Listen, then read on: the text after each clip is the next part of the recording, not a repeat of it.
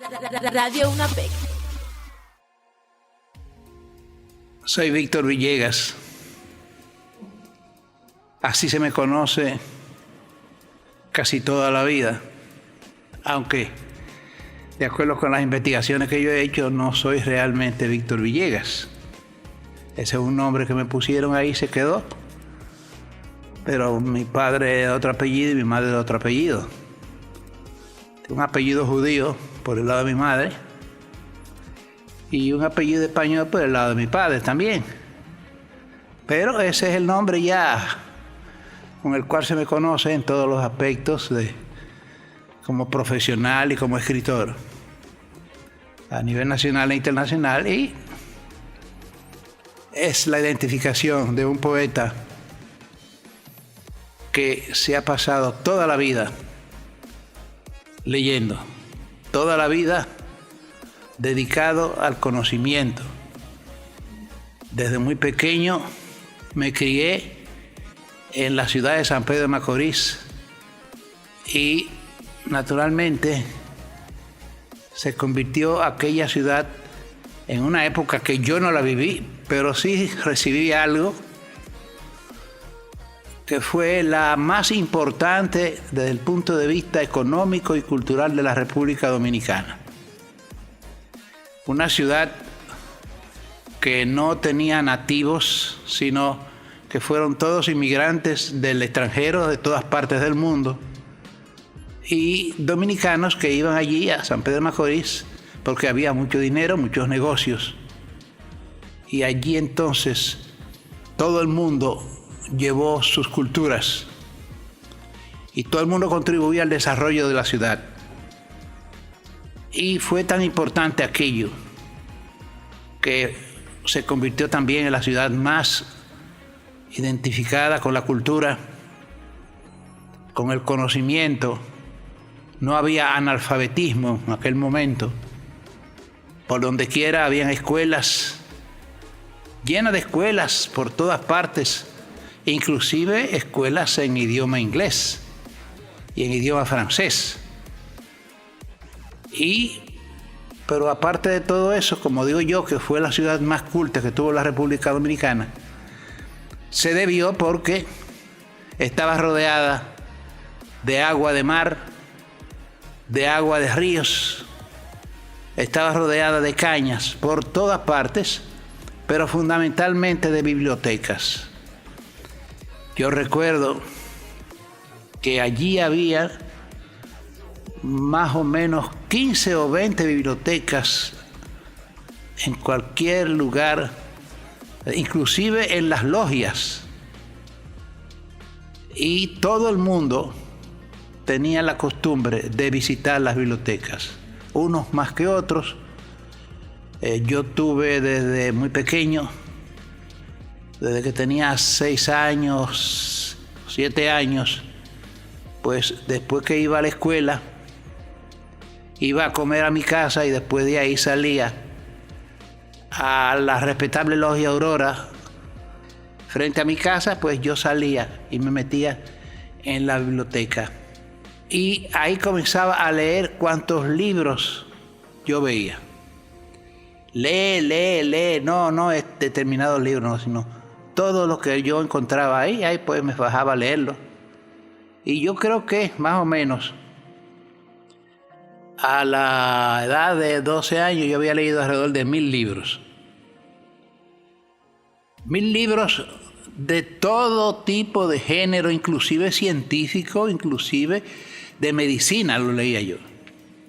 Pero lo que más me atraía era la literatura, las novelas, los cuentos, la poesía, narraciones, la historia, todo eso lo leía, sobre todo poesía, que me encantaba. Conocía a todos los poetas de América, de Europa, los clásicos, los posteriores a los clásicos, los de la Edad Media, en fin, tenía un conocimiento tremendo de toda esa poesía, que hoy precisamente hay un libro que dice los 1000 poetas de España.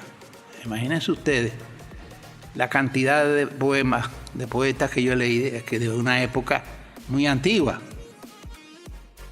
Pero a los 12 años yo comencé a pensar bien. Y todo esto que yo tengo metido en la cabeza, ¿qué es? ¿Comprendía yo acaso todo eso que yo había leído tan profundamente, con tanto amor, con tanta consagración? Imposible. Imposible. Yo podía recitar un libro, un poema de un poeta clásico, como podía recitar un poema de un poeta contemporáneo, de un poeta de escuelas contemporáneas también, pero no tanto dominicanas como de otras partes, porque tenía también la vocación de leer y de recitar, porque allí se enseñaba en esa época, inclusive en el 8º curso, en San Pedro de Macorís, se enseñaba a recitar a todos los estudiantes. Y a mí me encantaba recitar a tal extremo de que yo me convertí en el segundo mejor recitador de poesía de San Pedro de Macorís. Cada vez que había concursos yo me ganaba el segundo, pero nunca el primero, porque yo tenía uno que sabía mejor que yo sobre ese particular. Y no sabía por qué era la diferencia entre un poema, por ejemplo, de Pablo Neruda, un poema de César Vallejo, un poema de Pila, un poema de cualquiera de esos dominicanos también, de Gastón de Ligne, de Rafael de Ligne, de Federico Bermúdez, con los españoles. No sabía por qué era la diferencia, pero sí notaba que eran cosas muy distintas, totalmente distintas. Y entonces, a partir de ahí yo comencé a especular. ¿Qué es esto? ¿Qué significa esto? ¿Por qué este poema es distinto a este? ¿Por qué esta expresión es distinta a esta? ¿Por qué se habla de poesía amorosa y se habla de una poesía que no es amorosa, sino que es surrealista, que simplemente es de especulación, que simplemente es social, que simplemente es de color, en fin?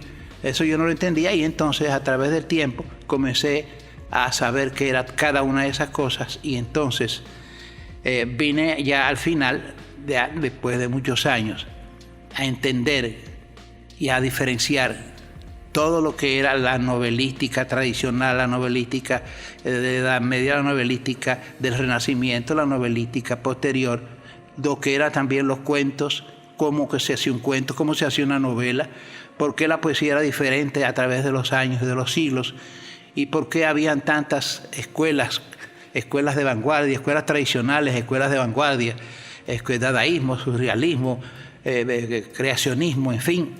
No entendía bien eso, pero ya con el tiempo sí me puse a conocer profundamente y a saber la diferenciación y a qué se debía. También especulé, ¿qué es la poesía? ¿La poesía es simplemente escribir versos? ¿La poesía es simplemente esos disparates que decían que eran inspiraciones, que eran emociones, que eran momentos espectaculares porque uno se enamoraba, porque no se enamoraba? Todas esas cosas yo comencé fríamente a entenderlas, y me di cuenta que todo eso era mentira. Eso no era verdad. Y finalmente llegué a la conclusión de que la poesía es una ciencia. Ciencia dentro, igual que todos los géneros literarios son de la ciencia, dentro del orden de la ciencia de la sociología, la ciencia del espíritu, la ciencia de la historia.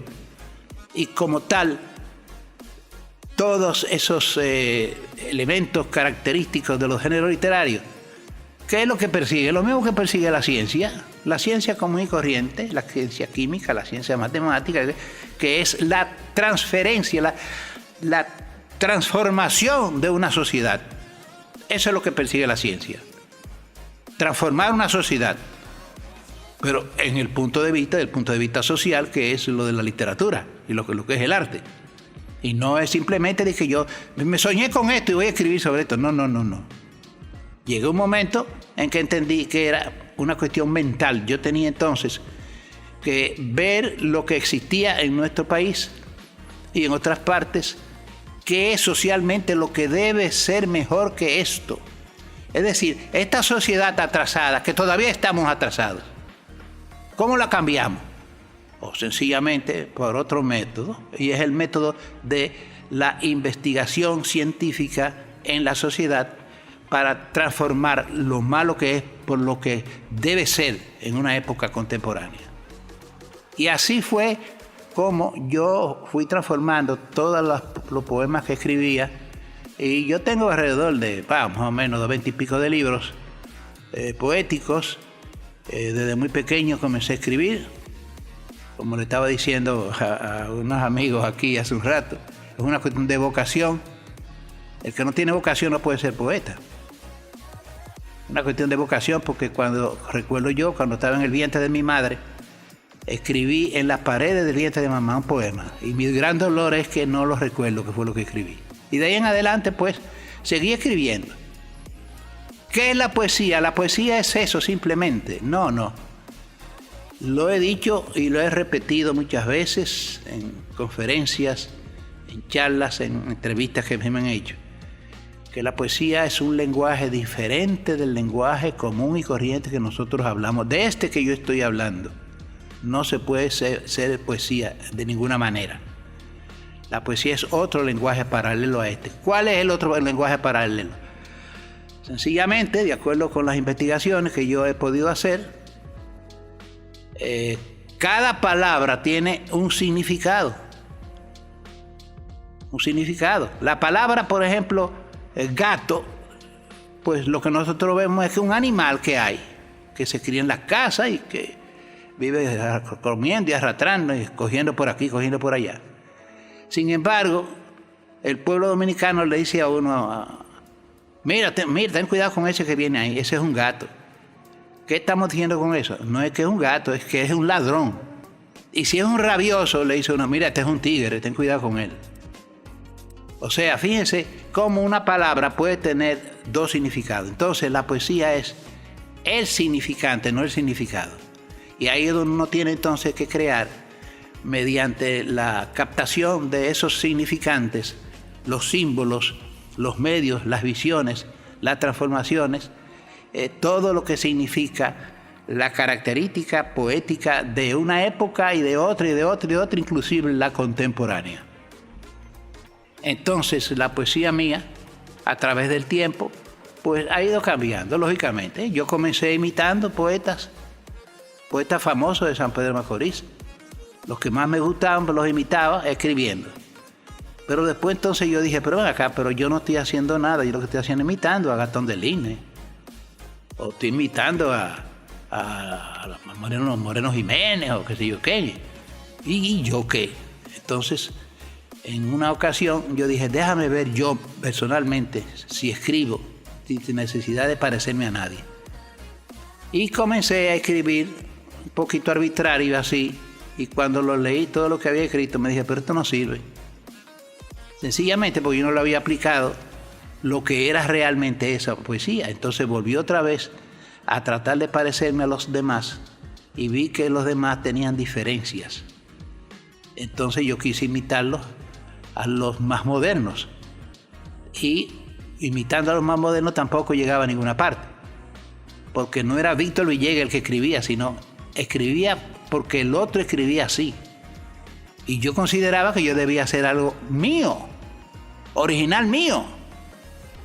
Entonces comencé a entender lo que eran los elementos característicos de ese lenguaje paralelo al lenguaje común y corriente. Entonces me di cuenta que tenía que penetrar en cada palabra para encontrar su significante, y así entender lo que eran las escuelas de vanguardia. Salí del neoclasicismo, salí de la tradición, salí de la escuela romántica, del romanticismo, del amoroso, y entonces entré directamente en entender una sociedad atrasada y tratar de transformarla por medio de las ciencias del espíritu, de la ciencia de la sociología y de la ciencia de la historia, a través de las maneras de expresarse artísticamente.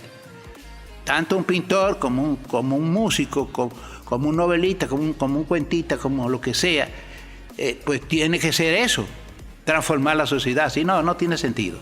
Entonces, pues yo vi que la poesía era una cuestión de transformación de la sociedad. Y así todos los libros míos son distintos, incluyendo el último. Todos son diferentes. Tienen muy poco parecido porque yo cada día veo que nuestro país y muchos países del mundo, sobre todo de América, cada día van más atrasados. Y en consecuencia, pues yo quiero ir cada día más avanzado. Entonces profundizo más en la investigación, en la literatura, en la poesía, ¿verdad? Y por eso tengo un lenguaje totalmente diferenciado al lenguaje tradicional y al lenguaje de muchas escuelas de vanguardia. Eso es lo que yo estoy haciendo, eso es lo que caracteriza la poesía mía contemporánea. Pero no quiere decir que lo anterior no tiene importancia, porque yo siempre buscaba la manera de colocarme en lo más alto posible, hasta que por fin yo creo que he llegado a un estado de conciencia espiritual, a un estado de conciencia social, ¿verdad? Entender lo que es la vida, y que la vida tiene que cambiar cada día más, tiene que transformarse, porque nosotros los seres humanos lo que hacemos es buscar el bienestar social para todos nosotros. Y eso es lo que yo hago, no solamente en mi vida directa, sino también a través, por medio de lo que yo escribo, sobre todo de lo poético. Voy a darle una lectura de algunos poemas míos que corresponden a diferentes libros. Por ejemplo, de Diálogos con Simeón, les voy a leer este poema. Dice: Itinerario del dolor. Si deseas amar, ven conmigo en silencio. Haremos la jornada. En la ruta del mar desciende el horizonte y crece, porque el ocaso roba vientos y nubes y ensancha la esperanza al sol.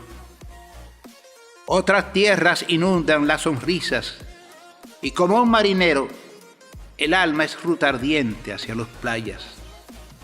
Pero este sur de espinas y de piedras, donde el corcel del hambre intimida las lluvias, devora las mañanas, la vida la hace ingrata y muere.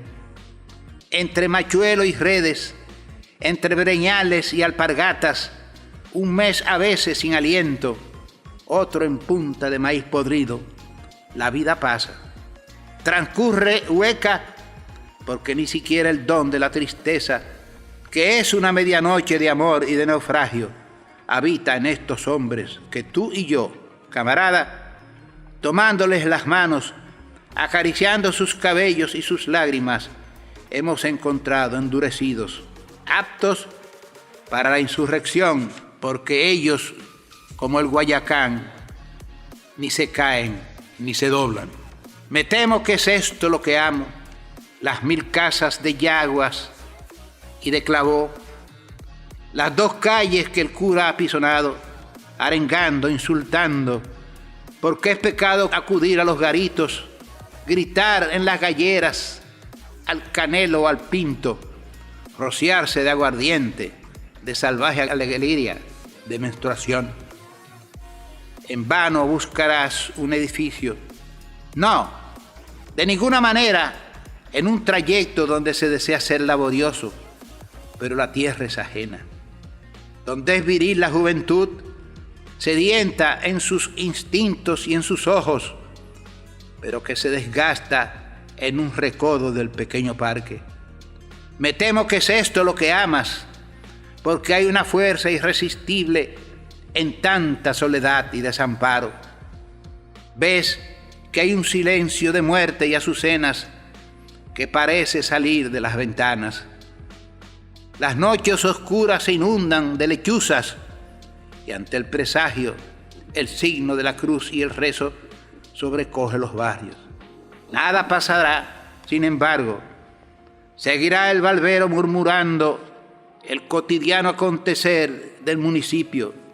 Vomitará el borracho en la puerta de la iglesia ante la indiferencia de los pordioseros. Será más falsa la supuesta amistad del comandante y el mandamás del pueblo. Habrá más sequía y menos plátanos, y menos vida y más flores. Sí, porque ellas son como los hombres que se levantan en medio de las ruinas a proclamar la belleza permanente. Si deseas amar, ven conmigo en silencio.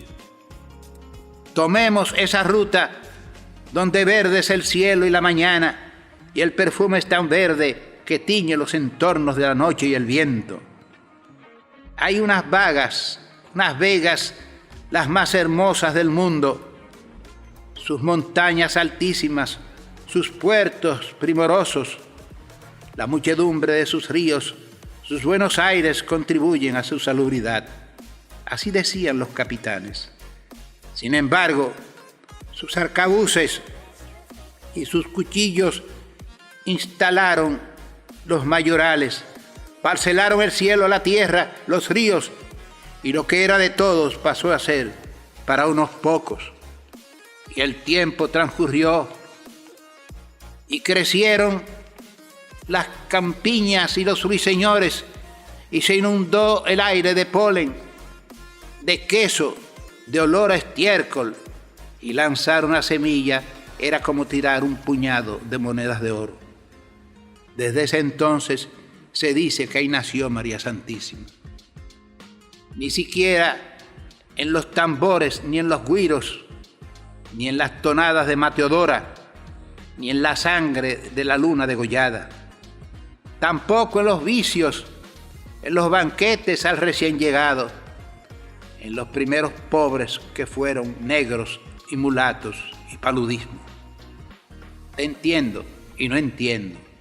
Si fue cierto, ¿por qué trazó a esa gente dos caminos? Uno, por donde iban casi todos sin canto, sin estrellas, a la muerte. Otro, por donde regresaban 75 con risas y espadas a la vida. Dime, Simeón, ¿por qué enfrentó los nombres a los hombres y cercenó a la mayoría sus deseos? ¿Por qué es ancho este caudal de angustias si es verde el cielo y la mañana y el perfume es tan verde que tiñe los contornos de la noche y el viento? Si deseas amar, ven conmigo en silencio.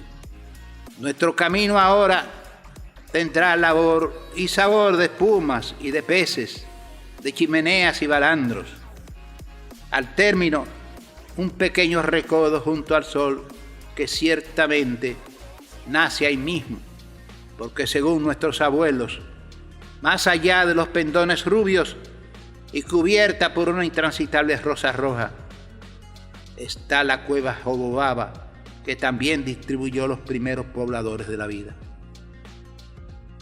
Por los acantilados, donde son risueños los ahogados nocturnos, una medusa en tiempo inmemorial, mientras se iluminaba de relámpago y el vesper, desembarcó gente, mucha, y eran blancos y rubios, y cuarterones, y negros y amarillos, y hablaban así que no se entendían, pero con el júbilo y el capaz. Entonces fueron como hermanos, porque de noche iban a pescar y regresaban en la madrugada llenos de escamas y leyendas y sueños. Todo fue creciendo. Los nijos, las vacas, los alambres, las calles, los puertos no fabricados, la lluvia a medio hacer y hasta la cruz de la iglesia cuando le pusieron un reloj debajo para que solamente diera las horas de la medianoche. Dicen, Simeón, que la gente reía, que el esposo ayuntaba a la esposa a cualquier hora y que los novios fornicaban en cualquier parte. ¿Por qué? ¿Qué mejor que una descendencia dueña de las flores y del mar? Ni siquiera el alcalde le puso el nombre al río, porque antes que él nacer, los arbustos y el eco lo llamaban iguam. Un día, inesperadamente, unos hombres grandes con los ojos azules trazaron rayas, midieron la pared del viento, rielaron la mañana, la inundaron de hollín y azúcar y látigo, levantaron la rosa y tapiaron de tierra, de hierro y sangre, la cueva jobobaba. Ese día, sin Dios, estrecharon al pueblo, arrinconaron sus ansias, cayó el sol en pedazos y no hubo ya paz, ni amor, ni vida. Los bienaventurados, si en bandadas de himnos cruzaran este cielo nuestros mejores muertos, y la tierra detrás encendiera sus fuegos de espadas y alegrías, si ahora las banderas crecieran como frutas en todas las montañas, en los ríos lejanos, en los puños del hombre, y cada pecho abierto fuera nido en reposo para albergar el canto, tú y yo, Simeón, gritaríamos entonces: bienaventurados los que hicieron posible esta brillante luz. Sí, bienaventurados los que encontraron una luz partida y la recogieron para la corona de un niño, los que pudieron descifrar el vuelo de los pájaros y siguiendo sus huellas entre las tempestades, a través de las rejas, en medio de los odios disparados a diestra y a siniestra, lograron alcanzar la orilla que soñaron en noches tan oscuras. Bienaventurados los que dejaron madres y novias y riquezas, prefirieron ir en busca de la muerte, del látigo y la cárcel, en pos de un ideal profundo como el llanto, bello como las jardineras, como las mariposas, frágil y acariciado. Bienaventurados los sordos al reclamo del mal, los ciegos ante el oro y la falsa algarabía. Bienaventurados los anónimos caídos, los que no vieron nunca lentejas ni vajillas, ni encontrados colchones de espumas y de sueños, los mismos que en jornadas colectivas de arrojo levantaban sus brazos desafiantes y fieros, mientras los asesinos, los perros del insomnio, salpicaban sus rostros de sangre decorosa. Bienaventurado el que abandonó el vicio para entregarse a la vida plena, a la causa del hombre, la del arroz solo una vez al día, el despedido, el inconforme, el de los hospitales, el de la morada cenagosa, el que siempre regresa sin volver la mirada porque no hay más paisaje que su mente perdida. Bienaventurados los fuertes, no los que escondieron el rostro u ocultaron sus hijos. Bienaventurados los blasfemos, los amantes de la estrella y la pólvora, no los débiles, los sumisos, los que a pesar de heridos lloraron como histéricas rameras. Bienaventurados los que se cansaron de buscar un amor y no encontraron más que un hueco de soledad, un abismo donde quedaron sus cuerpos suspendidos sin el roce del fuego y la esperanza. Bienaventurados los padres que antes de detenerles el paso hacia las cimas, les dieron a sus hijos el fusil y la espada, el adiós victorioso de sus ojos de paz, el aliento posible cuando enmudece el alma. Bienaventurados, Simeón, los que entre las tinieblas, las balas y la sangre se crecieron en cantos, en múltiples caminos, en sonrisas abiertas hacia las redenciones. Bienaventurado el pueblo capaz de penetrar más allá de la historia, de defender su viento, sus maderas y su espiga, de detener la furia de los dueños del mundo. Bienaventurados los últimos, los que vendrán después, porque ellos harán más rutas en su vida. Canto de amor a Nicaragua. Por Pedro Joaquín y por Sandino, pluma y espada y sangre derramada, por sus cadáveres de luz y tus estrellas, libre te aguarda el mundo, Nicaragua. Por tus 1000 rebeliones y tus luchas, contra el inglés, el alemán y el yanqui. Por tu grito de pólvora en Granada, libre te aguarda el mundo, Nicaragua. Por Jinotepe, por Estelí, por León, por su maíz de azúcar agria y sus cafetos, por tu verano y tu calor de Jipijapa, libre te aguarda el mundo, Nicaragua. Por Cardenal, que enciende tus antorchas y la ira, tu pecho y los volcanes, por Rubén, que aún vigila los lagos de Managua, libre te aguarda el mundo, Nicaragua. Por Masaya, tus piedras, el follaje, por Rigoberto López, el obrero, por la expulsión de Walter y Tachito y los vampiros de tu oro y tus montañas, libre te aguarda el mundo, Nicaragua.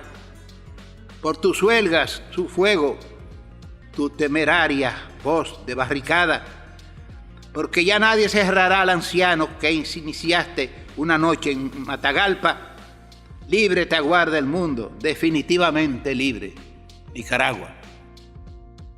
Antielegía de la República Dominicana.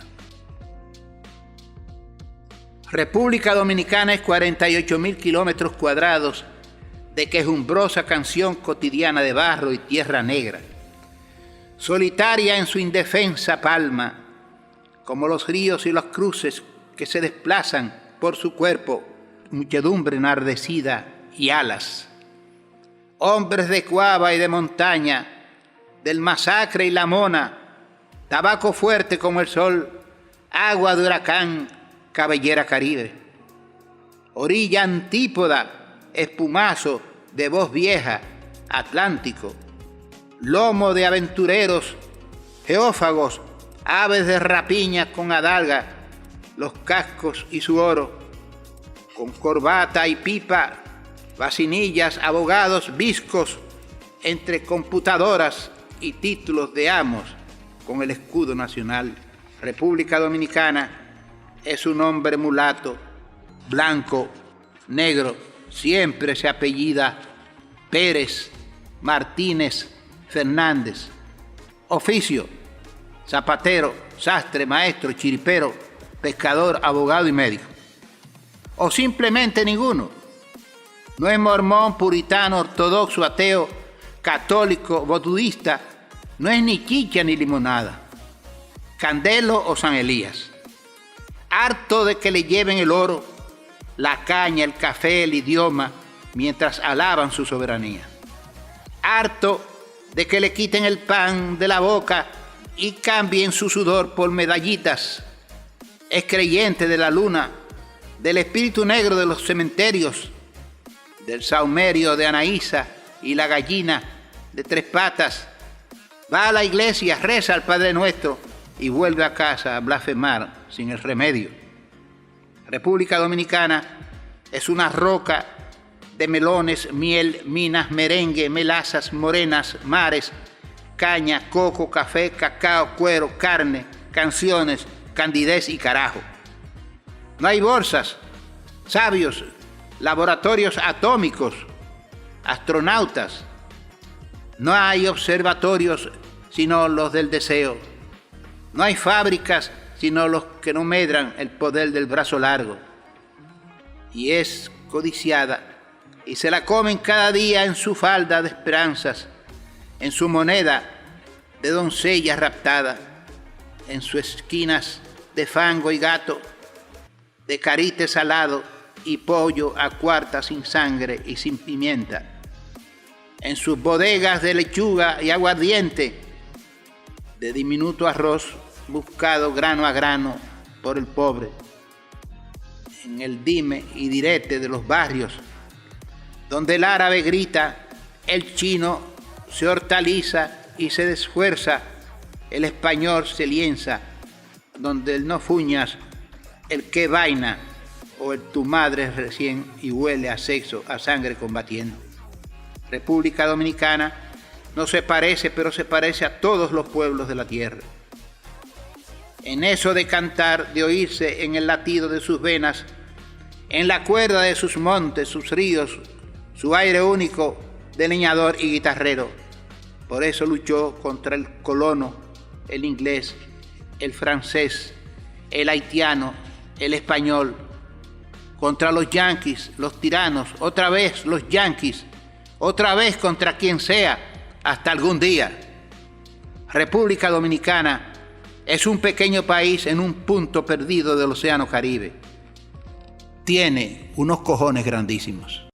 Radio UNAPEC